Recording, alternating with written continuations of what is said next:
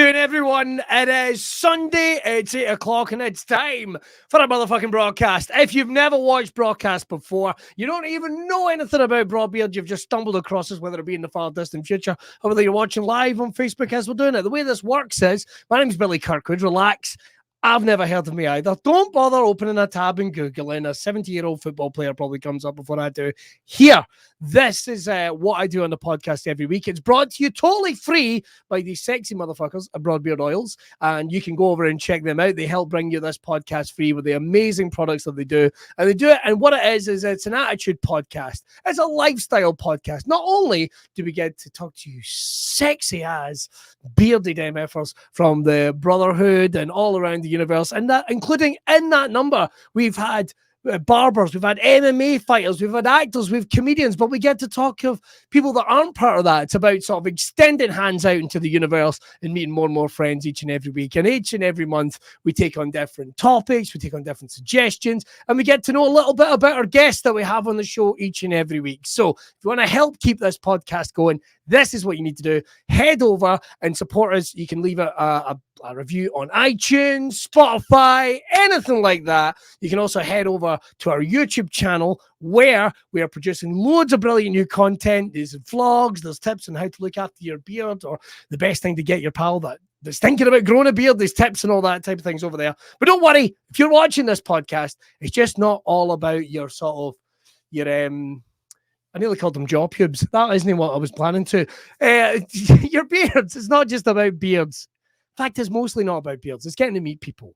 And one of the most popular things we've done recently is we've actually launched a brand new show called Gives It a Go. So John from Broadbeard, along with myself and various others, we're going to be doing these challenges where we're going to be giving things a go that we've never done before. We've done biking, and our brand new one, which is pro wrestling. John trained at the 5 Pro Wrestling Asylum, along with the incredible NXT UK star Andy Wilde. Jason Reed was there. So many other people there. Coach Stu, of course. And he went through the paces and learned a little bit about pro wrestling. And our guest was also there. This is a somewhat unscheduled appearance, but we're going to be talking with him. Ladies and gentlemen, the way this works is I want to give it a real big intro. So from Asgard to Braw Cast, please, would you prepare the BIFROST and shout SKOL, SKOL, SKOL, and welcome Caleb Valhalla to the show. I hope that was enough of an intro for you, mate. SKOL, SKOL, SKOL. Yes, I like it. Yes. Love it. I have done a bit of my research. I've done a bit of research. To the point, I don't actually know if you can see this. One of my little Mexican, I made sure to put a pair of ankles on there for you as well, just to get really set in the mood, man. How the bloody hell are you? Yeah, not too bad. I'm pretty exhausted, but what's new? That's. I bet, man, you have been getting out and about as a pro wrestler so much since things started opening up and really getting yourself out there. You've been with ICW and the WWE network, but you've been putting in the miles, man. What have the wrestling shows been like since restrictions started lifting off and you started getting out and about again? Man, things are going wild, I think. I thought it was going to go one of two ways. I thought it was either going to boom or it was going to, be like a little bit of a sizzle, and that was it. But no, it's booming. I think the vast majority of the shows I've done have sold out, and I'm thinking that's great. And I'm debuting on a lot of those shows, and it's like new crowd seeing me, and it's filled, and I'm like, this is what you want, is it? Just getting everywhere. I don't really know what happened over lockdown. I put on a little bit of muscle, but I didn't think it'd get like massively noticed coming out of lockdown. But I'm not complaining. Well, mate, let's take a look at you. Let's breathe it in right now. The beard is looking amazing. You are looking. I'm in dungarees to cover up, which we all know from pro wrestling. This is basically the real life version of oh, look at this. He's got his Broadbeard stuff as well. Very nice. Very nice. Yeah. John will be fucking made up that you got that in. I will say, like, I am not a fan of beard oils. I would usually use like a beard balm or something, but that beard oil is not greasy in the slightest. Like normally, it's really nice. Normally, a beard oil I always thought was a bit greasy and stuff, but no, that's some good shit. No. My beard has been between this and really, really mega long at times, and John will be loving this an advert right at the start. No, I really think it's good. The thing is, it gets rid of the itchiness, man. The itchiness is gone, and with about someone's knocking on the door. Hang on. Yes. Oh, I think that was one of the kids. I've literally just had a chap door run away, but one of my kids. We'll just close that up. But you'll particularly see that with the baby in the house. You want to make sure that's nice and soft for the baby. Particularly, have you had any tugs yet? All the time. She's a natural heel. She's just always yanking on the beard.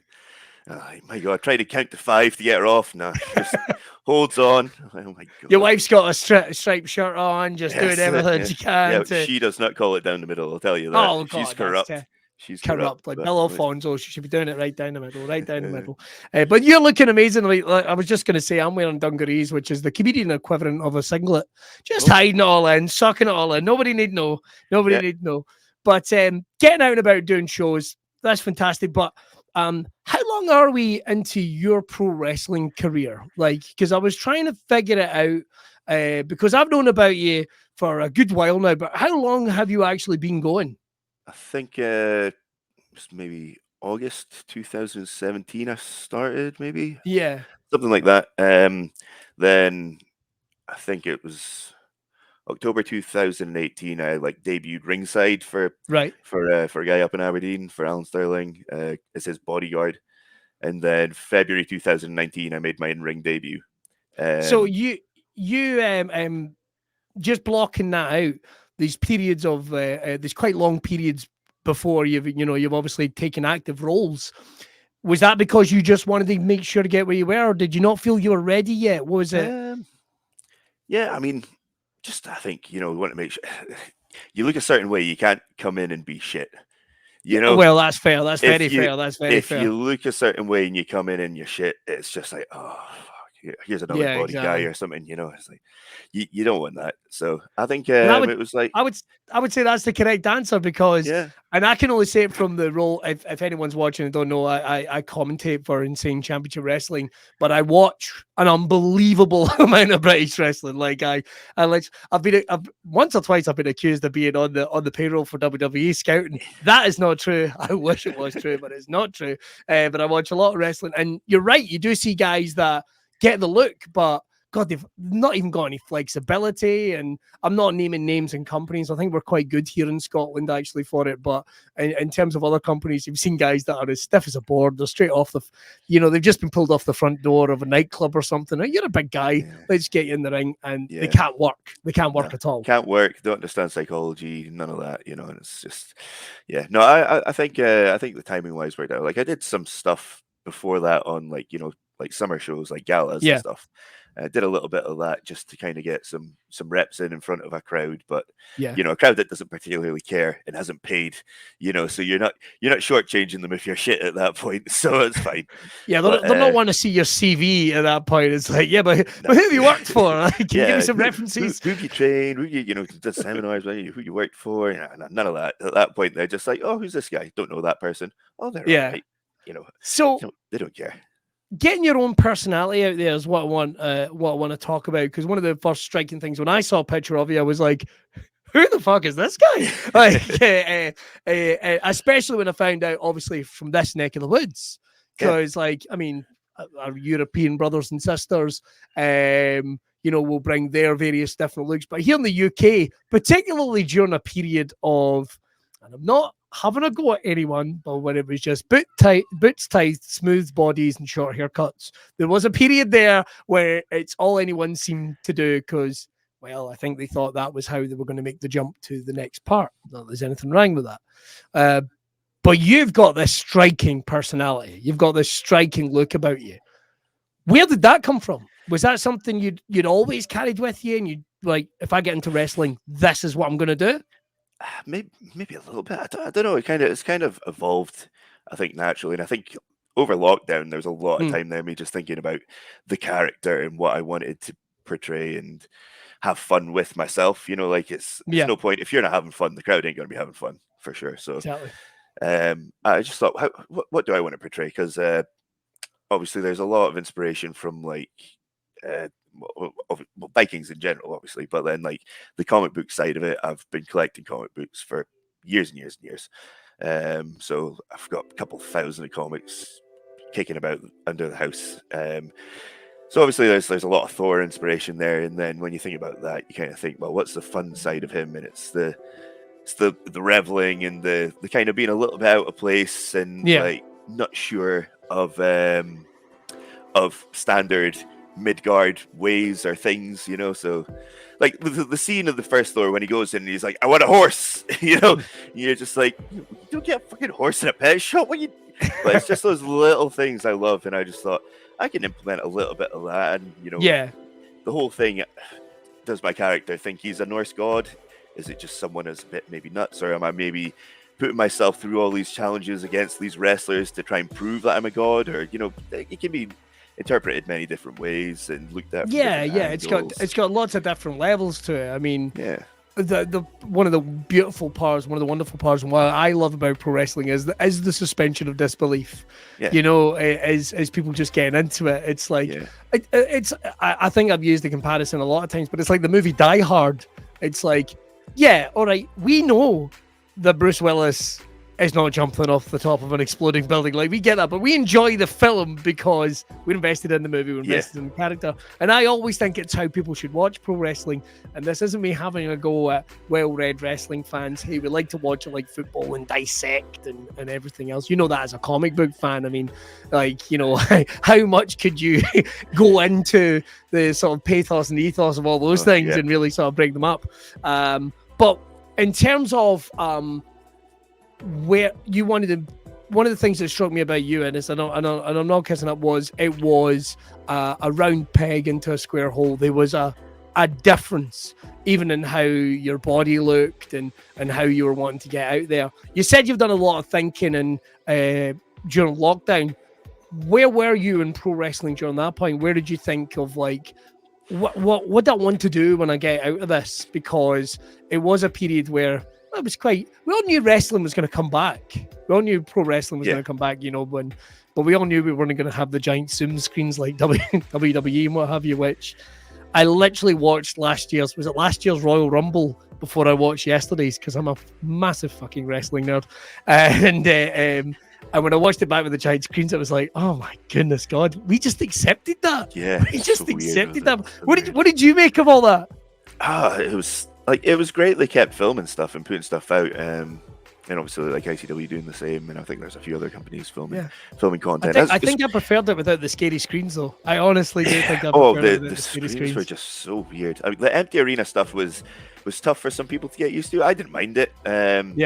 But the screens just got a bit strange, and like then everyone like zooming in on their picture and stuff and posting that on social media, and it's like, it's just so weird. But, cool. Things kept going, which was good. We kept getting entertainment. We kept getting, you know, some fresh content on the network, and everyone kind of wins, I guess. But it's just a shame we got some big moments there without a real crowd reaction. Yeah. But, you know, the cool thing is I kind of rediscovered a love of pro wrestling in a lot of ways, because one of the cool things was without the distractions of real life and everything else, it was actually amazing to get to sit down and just discover loads of new wrestlers. Now, before we get on to the next bit, I've got to ask, who's your guys you're into? Because I think we're wrestlers. I mean, I'd love to. Mick Foley's one of my favorite wrestlers of all time, but I don't know. And if Mick, if you're watching, you know how much I love you, but it changes, doesn't it? Like as you go on, who's your guys? Who's your guys you're into just now? Oh, just now? Yeah. Oh, Jesus. I don't know. I'm struggling to keep up with a lot of current stuff. I keep, That's for fair. the life of me, trying to keep up with AEW, and I'll manage for like 2 weeks, and then I'll miss 3 weeks, and I'll be like, fuck, where am I? There's a lot of AEW. They've got 1, 2, 3. Is it 4 shows a week? Yeah, you got like the Dark as well as the Dynamite, Dark and Elevation. Rampage. Dark Elevation. That is Dynamite and Rampage, like you say, and it's all good stuff. But then there's WWE as well. Yeah. Did we finish? No, we did finish the Rumble. We've literally watched the Rumble today. You know, family time. Yes. I don't know if my daughter should be watching that at this point, but she enjoys she enjoys the music when they're coming out, and I bounce her about. But only one of my kids has shown any interest in wrestling, and that gives me hope. My nephew has, so he gives me hope. I'm gonna have someone to talk to about wrestling. Someone's gonna come and watch wrestling with me when I'm an old man. All right, well, let me rephrase that. Who is some of your go-to guys? Like, I know I will to the annoyance of everyone, I will watch Big Van Vader matches all the time. I don't even know why. Nice. I don't even know why. Can't go wrong Who's some there. of your guys? So like when I was growing up, like I've got an older brother who got me into wrestling like straight away. So I didn't have a choice from the get-go. So I was raised on some like Warrior, Hogan, Macho stuff.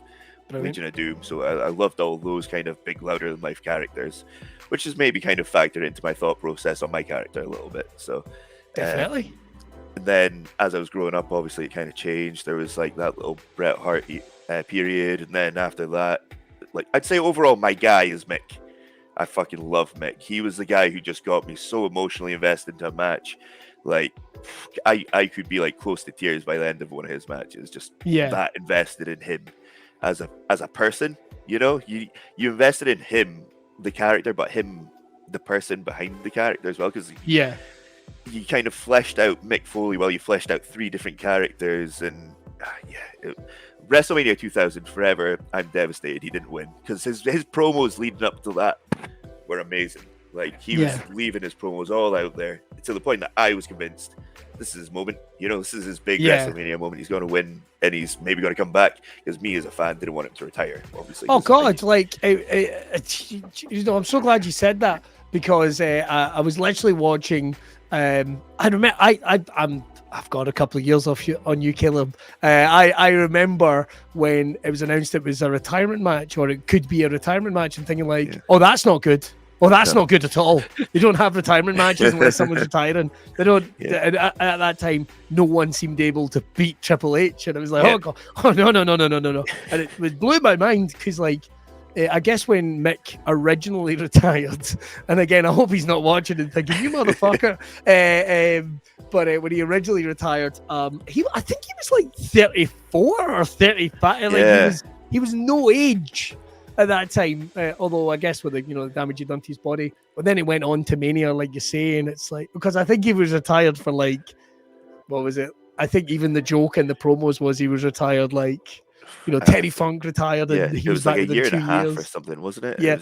But I think it wasn't even that. It wasn't even a year. It was weeks. It was weeks. It was like 4 weeks before Linda McMahon brought him out to be part of the main event. So, well, that's great. Mick Foley's a great one. Excuse me one second. Oh, really? I'll shave your head. The delights of working at home. I'm not going to shave my kid's head. Don't worry about it. To some of your other guys that you're into, Legion of Doom is a great one to mention, because obviously, you've got that sort of primordial kind of rage that you bring out, even in your promo pictures. I'll get one of those up in just a minute. Anyone else that kind of jumps out to you? Eddie Guerrero. Of course. Geez, that I was in floods of tears with that fucking Raw after he died. I was a goner that entire show. Again, a prime example of how someone connects with you. It's always the guys that connect with you as a fan, that like you actually care. You actually give a fuck. There's nothing worse than watching a match and you're like, oh, I don't care who wins. Just entertain me. That's. It's good to be entertained, but it's so much better when you're invested. It's like watching football and you don't support one of the teams that's playing. It's like, I don't give a fuck, to be honest. I really don't. Like someone, I want it to be 3-3 or something. You don't particularly care. You just want absolute nonsense at the back and some flair. There's nothing worse than a no-score draw. Like, I don't even know what the equivalent of that would be in wrestling. Do you know what I mean? Who knows? But just. You need to connect with that actual character. So look, Eddie, Mick. That year there was a lot of characters. But those are the ones that stood out. I mean, obviously before the Legion of Doom, Demolition. Man, just There's a picture of me somewhere when I met Demolition at a WrestleCon. Wow. But my mate's got it. Like, it exists somewhere. I met Demolition. I swear I met them. And they were very nice, actually. I was like, is this you lads done? I don't know why I asked it. I was like, oh, have you got a baby? I'll be right back. 2 seconds. Yeah. Well, I'll tell you what, why Caleb's just checking on something. 2 seconds. Totally unrelated, but I found this. My mum took this down a few weeks ago, and these are the pictures I had up in my room when I was like 5. And here's a little. Oh, come on, get the lighting. A little Hogan picture here. That was up on my wall. She found them. I had them up on my wall when I was like 3. I don't know why they just popped in my head, and then a little. Brilliant. LOD. I'm like, Jesus Christ. Okay, yeah, well, I can beat that. Check this thing. Oh, look at that. Look at that. I've got him up there with me Sergeant Slaughter and me Luke the Bushwhacker. Don't ask me why. He was my classic Hasbros as well. He's my second favorite Bushwhacker, which doesn't make any sense. I liked Butch. Don't ask me why. Don't read anything into that. I liked Butch, but we got to talk about your training, right? We got to talk about getting into the nuts and bolts of it. It is such an impact in the body what you guys do. Now, we learned that a little bit when you helped us out with Gives a Go, when John went through his wrestling paces, his wrestling training. I knew a little bit about how that was going to go down.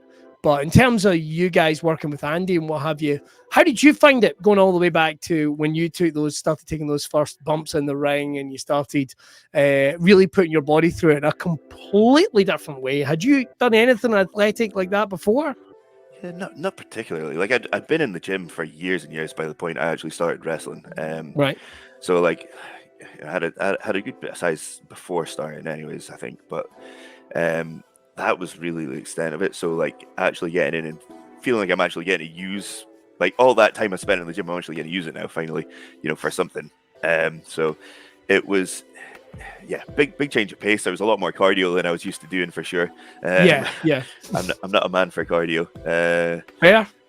And then, but yeah, just like I remember finally getting, because like there was a little period at the start where it was just like working on rolls and bumping on mats and getting all that stuff. And I remember the first time actually getting to go in the ring and just putting my hands on the canvas and being like, this is real. This is cool as fuck. And getting in and just like really, just respecting the ring and like the, everyone that's came before you and stuff like that. It's just like cool to actually get in that moment to go in and take that first bump in the ring. And they'd be like, "Oh, that's stiff. That's not as nice as a mat." But it's one of those things. I think some people like taking bumps. Some people hate it. I quite like taking a bump. I think maybe because I've got a decent amount of mass on my back, I don't feel it as much as maybe some skinnier guys do. I don't know. Yeah. I don't know what they feel. All I know is I don't mind it. You don't care. You don't care, Caleb. Stay in character. You don't care. I don't care.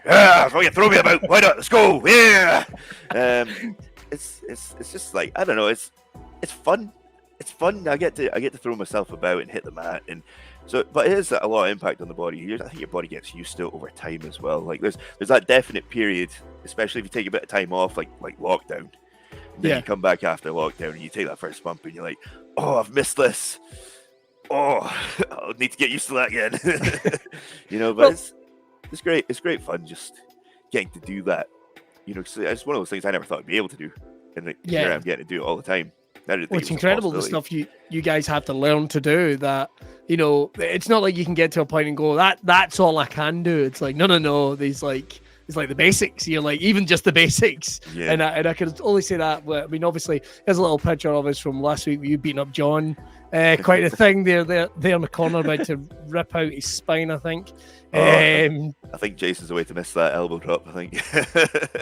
I think spoiler, he does. But it's all part of the plan. But I got to ask about training during lockdown because, hey, it's only a day goes by that you see in social media that someone who's maybe relatively fit, you see them, they've slipped into training and struggling to get back into it. But for pro wrestlers, man, it's not really an option. You guys had to keep your hand on the wheel during the whole time. what was training like for you? Because obviously we know that Andy initially was doing like social distance training videos, even just to reach out to the guys at the FPWA, which I thought was brilliant. I thought was absolutely brilliant. How was that period for you, man? Like, I mean, it was a good.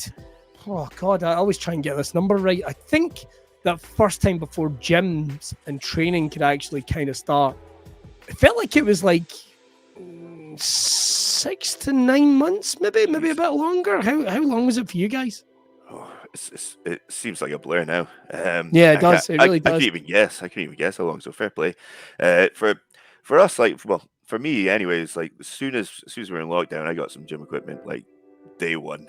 Like we didn't mess about. The wife lifts as well, so we were just like, let's get a barbell, some plates. So we got like 180 kilos in weight plates, and then the barbell's like 20 kilos. Decent. We got some like adjustable dumbbells that go up to 32.5 and a bench and all that stuff. So we're like, got a little shed out the bottom of the garden, filled that. Just like that was our little hut that we went out and trained in, and it was one of those, because I didn't have to worry about being on shows. I could eat a bit more, so I could focus on building some mass. So I think like before lockdown, I was about 205 pounds, and now I'm about 220. So no fucking way. I just fucking went for it. I was like, if I'm going to come back, I'm going to come back fucking bigger and nastier, kind of thing. So I did that. My cardio needed to pick up a little bit after that, so that was a little bit tough to get used to, the extra weight. But I think I'm there now. It was one of those things. You just need to get a V8 in there instead of a V6 to just push that extra bit of weight. The seminars Andy was doing online, they were great. We were doing those. I think, I can't remember if it was once or twice a week. Again, everything's a blur. It was once or twice a week at least. Then there was the odd seminar here and there I was doing with other people. There was some guys up in Aberdeen that I used to train with, that we were doing some calls and stuff and watching old matches and critiquing each other and all that kind of stuff. And great. Just learning, and thinking about the character, where I want to go. It was kind of like at that point, I thought I'm going to get some new gear, because if you see my first ICW appearance, I've got some tights and some wrist tape. Yes. But in my head, I was like, that's a wrestler pretending to be a Viking. Fuck that. Got you. So now, if you watch my most recent ICW appearance, I've got the new gear. I'm a Viking that wrestles, instead of a wrestler. What a great way of looking at it. What a great way of looking at the character. It's a Viking that wrestles. Yeah. Tights. What fucking Viking wears tights? That's a good point. So, you wouldn't have like fucking the name brand going across the knee. I guess that wouldn't. Yeah, and then I've obviously added the war paint now as well, which I think adds a little bit to the look as well. So I've got to ask you a little bit, because I know how it is whenever like I'm developing. And again, there was a couple of times when it was when we were filming. And again, if you're watching for the first time, you can head over and check it out on the YouTube channel. Folk are absolutely loving it in the Royal Rumble weekend.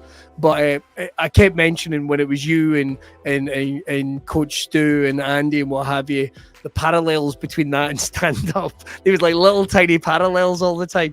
And but one of the things I do is when I know when I'm developing new bits, even if I don't know it that well, I'll film myself and watch it back. You said you guys were doing that during the matches. Was that really important to help develop them? I mean, were you starting to see errors or stuff you can work on? Like you always remember the match different until you see it back, or like the set different until you see it back. Yeah, I think when I was watching some of my earlier stuff, I was just, a bit of a, I was still doing a lot of like kind of power stuff, but I was wrestling, just as a wrestler that did some strong man stuff here and there. Yeah. Whereas I thought, like, now I like throwing some like Polish hammers and things like that, and kind of there's a few little things I do that are there's a few little things I do differently. I'm just like trying to make my moveset be more Viking as well. Yeah. Instead of just generic wrestler that looks like a Viking, I just want to have it all kind of mesh together and make sense. So like, there's a lot of kind of like big clubs to the chest and, double axe handle kind of things to the back, that kind of stuff. I'm like, that's what I think a Viking would do, and they just throw him about, fuck off, try and rip his head off, oh, come on, give me that head, oh, drink from his skull, all that kind of stuff. I just kind of thought that's a bit more kind of in line. Maybe some of it's maybe not family friendly if I'm going to try and drink from someone's skull, but Okay, I get you though. But it's all about bringing that kinetic energy, like that urgency. Like you don't want to feel like this guy's going to rip your head off. This guy's going to absolutely rip your head off and it's going to batter you. Stuff that you did see from the Legion, even though you might not think about them in Viking terms, I guess. But, you know, the likes of, Legion of Doom, Demolition. Obviously, we got to do a shout out to some of the guys that are on the scene just now. We've got the Viking Raiders. By God, I'd nearly go and get their name wrong every bloody time. There was nothing wrong with War Machine. I'm just saying it. There was nothing wrong with War Machine. Although there might be a Marvel thing in there. I don't know. Maybe that could be a bit of an issue. And those guys, I mean, in a very different way to you, because obviously you're a solo performer and they've worked that Japanese style and what have you. We're going to talk a little bit about how, a little bit about your career in terms of in-ring stuff now. So this is away from the training, because I know folk will be dying to know. First of all, we're going to ask about first match back after lockdown. We're going to ask first match back after lockdown. Do you remember who it was? Yeah. That was my first match back after lockdown. Was the debut at ICW. No way. Yeah. So it was straight in at the deep end there. I literally got the on the WWE network. WWE network, yeah. You haven't wrestled in X amount of time, I can't remember how long it was, maybe a year and a half at that point. I hadn't wrestled. Yeah. Here you go. You're going to be on the network, and you've got to look good in there against, a big lad like Sheik Al Sham. All right, cool. Everyone was in the same boat, though. I guess everyone was in the same boat, and you guys lit it up in terms of first show, in front of a crowd, because I think that was a completely different. That was a game changer. As someone that had spent the best part of a year doing gigs to Zoom cameras, I can only imagine what it was like for you guys. So, what was the first one in front of a crowd? Can you remember where it was? No, that was in front of a crowd. That one was Sheik Al Sham. Yeah, it was one of the first few, I think, back in front of crowds. Yes, you're absolutely right. And I can remember how I can remember, because I spoke to you. Yep. Okay, because I wasn't there for the one where there was no crowds. No. That's terrible that I forgot that. But in terms of ones away from ICW, what's been some of the other highlights since you've been out back and about kicking ass and trying to rip off people's heads? Yeah, there's been a lot of fun. There's been I had a Halloween show where I was in a Halloween brawl up in Aberdeen, and I got headbutted by a guy wearing a pumpkin helmet. Nice. Literally just carved out a pumpkin, put it on, and headbutted me with it, and it was just brilliant. Great fun. There's been some matches at Discovery in Edinburgh where I've a new crowd there, and they just took to me straight away. It was awesome because it's all these different companies I've debuted at, and I'm just getting all these massive reactions. Like, the crowd are taking to me at Discovery, the Perth and Dundee company, FCW, and they've put the heavyweight championship on me. I'm like, holy shit, okay, let's roll with it. Very impressive. Yeah, give me some experience in some main event roles. That's cool. I'll take that. That'll be great fun. The Reckless Intent guys in Livingston, they've been their last show was great. The crowd was hot. All the guys there are really nice. In fact, everywhere I've went, everyone backstage has been spot on. I've loved meeting all these people, and especially working babyface at some of these places. I've met a lot more fans than before, and just getting to interact with fans and sign things here and there, or asking for pictures to be taken. I love all that kind of stuff, like making someone's night just by getting a picture taken. I'm like, yeah, this is cool. A little kid going away with a big smile on his face. I've just made that kid's night. That's cool. I'm delighted. He's going to be at school on Monday telling his mates. I met a Viking. Yeah, met a Viking, yeah. And I'll be a future fan. That's what we're wanting. And even the bit of even your repeat business with ICW, it's an over 18s product, and sometimes I think they can be accused of being, somewhat, I don't know, I've got to watch a phrase, a little cynical, a little sarcastic. Maybe that's a better way of putting it, a little sarcastic, but the support's building up. Building up with every appearance, so they're loving it as well. And lots of SKOL chants during the last show, so we're getting there, man. The SKOL chant is taking off a little bit. I love it. I'm thinking there needs to be something in there where someone introduces me to NFL, and I realize the Vikings are a team, and I'm like, what's this? Oh, all of a sudden I become a massive Vikings fan, and I've got an NFL jersey on all the time and stuff like that. Well, there's social media content, and that's where your brain's already thinking, come on, this is going to happen. Right, I've got to ask this though. what's the plans? What's the plans going forward? We're out and about. Things are going well. What's some short-term goals that you'd like, and maybe a couple of long-term ones just thrown in there? Yeah. Keep going. Enjoy it. Yeah. Enjoy the ride. That's the main thing. Like, who knows where you can end up, especially nowadays. You know, you're seeing you're seeing so many Scottish people in WWE now. You're seeing you know. And across Europe as well. It's across Europe. You're seeing people like going over for well previously Ring of Honor. There was some Scottish people there. You know, it's like obviously Joe Henry was there. You've got like Andy debuting on NXT UK. That's right. Like, you know, my coach there is in Fife is going down and wrestling at NXT UK here and there. You know, who knows where you can end up if you put in the work. So just enjoy the ride. It is an awesome time because people forget about like Dave Finlay Jr. or Dave Finlay as he's otherwise known, over wrestling in Japan, and then an Impact Wrestling and AEW have been known to bring in a couple of Brits from time to time. So I really think it's an exciting time. Yeah, who knows? Like if nothing else happens, then I've on some level lived my dream. There you go. Great. There you go. Cool. Everything else is a bonus. Let's just see where we go and have fun throughout. With such a unique look, and with Hollywood come a calling in Scotland a lot these days, I mean, we've got Batgirl filming in Glasgow, we've got new Good Omens filming in Edinburgh and all over. Any designs about getting some extra work out there and maybe doing a bit of old acting? I wouldn't complain. Hey, I did higher drama at school. I'll have you know. I think I got a B. So that's more than most people. That is more than most people.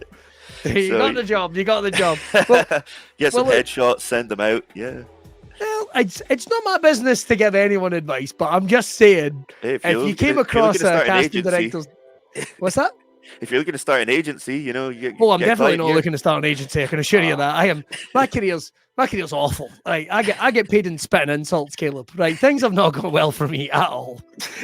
But what we do got to talk about is what is the best way to find you and get in touch with you and find out. I really appreciate you coming on just after we debuted our episode. It gives it a go. How did you think John did? First of all? He took to it really quick. He took to it quicker than most. I don't know if you realize how quick he took to it, because there was normally your first session or two, there's other people there starting and you see them struggle, you know, but he didn't have that comparison, so he maybe just thought that's how everyone does to start with. But no, he did well. He got the rolls really quick. He was bumping nicely. He's got something. Well, come back. If you're looking for a tag partner, you know, if you ever want to go down that route, some kind of beard related tag team. Yeah, we could do something. The Brawlers. I don't know. Oh, there's something in there. We'll send that back to the marketing team, see if we can get something. See if we can get something sorted. But where's the best place for people to find you on social media? And do you have any merch out yet? I mean, I've got some T-shirts and some badges. I need to get some other stuff out there, but I'm really running low on stock out on the T-shirts. I sold like 6 T-shirts at the show last week, and I was like, holy shit!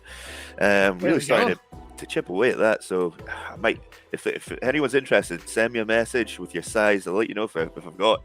And if not, I might get a reprint of the T-shirts out. But yeah, aside from that, get a new one done as well. Come on, I've got ideas. I just need to get them out on paper. Well, not on paper, but you know, out to the merch company. But yeah, I'm at Caleb Valhalla everywhere. No one else has taken that, fortunately. So I think I'm the only Caleb Valhalla kicking about. So it's yours. At Caleb Valhalla on, I think, Instagram, Facebook, and Twitter. I haven't got on TikTok yet, but I keep getting told I need to. So maybe one day. I exist on TikTok, but I am unwilling to be a participant. I've just got 2 or 3 people that send me TikTok links, and I just open them and watch them, and I'm like, cool, I don't need to get TikTok because I've got guys for that, you know. Pretty much. I don't like, and I feel bad because I've done all right. I think I've got like 8,000 followers, and people are like, but you haven't done anything. It's like, no, I've done a couple of videos. I can't be that guy I'm not giving anyone on TikTok a hard time because I know some comics and I know some wrestlers that have really grown themselves on TikTok. But you've got to do like a video a day, and like, sounds like hard work, man. Yeah, and I'm not scared of hard work, but I am scared of making a cunt of myself more you than don't want to make. You don't want to make content just to make content. You want to make content Exactly. that's good. So exactly. Yeah. And when we start our own faction, right, we'll get somebody to do that all for us. So don't worry about it. I'll be the manager. You and John can do the rest. That's it. That's it. Okay, I am unwilling to get in a ring to a shocking degree. Like, Caleb, this has been a blast. Yeah. I'll tell you what. I will put you back in the green room and I'll just finish up the show. Everyone, our guest this week, not only did he help us out on Brawbeard, give us a go. Check him out, the fantastic Caleb Valhalla. One last time, SKOL! SKOL! SKOL! SKOL! SKOL! Right, that's all we got time for on this episode of Braw Cast. We're going to be back with a brand new one next week. We're actually doing something very special for February because we had Liam O'Neill on, the Prove It guy, who proved so popular. What we're going to do is we're actually going to do a mental health month. Now, don't worry, it's not all going to be bogged down and it's not going to be sad and people crying. If it happens, it happens. But it's going to be all about positivity and looking at ways to help you in really rational terms. We've got some exciting guests coming up. We've got some exciting guests actually talking about what they've done in order to overcome stuff. And there's going to be a lot of funny stories along the way as well. I'm sure you're going to really enjoy it. We've got some brilliant guests on. That's all we've got time for in this week's episode. As per usual, you can see my eyes darting about trying to find the video that finishes off the show. See you later. Bye.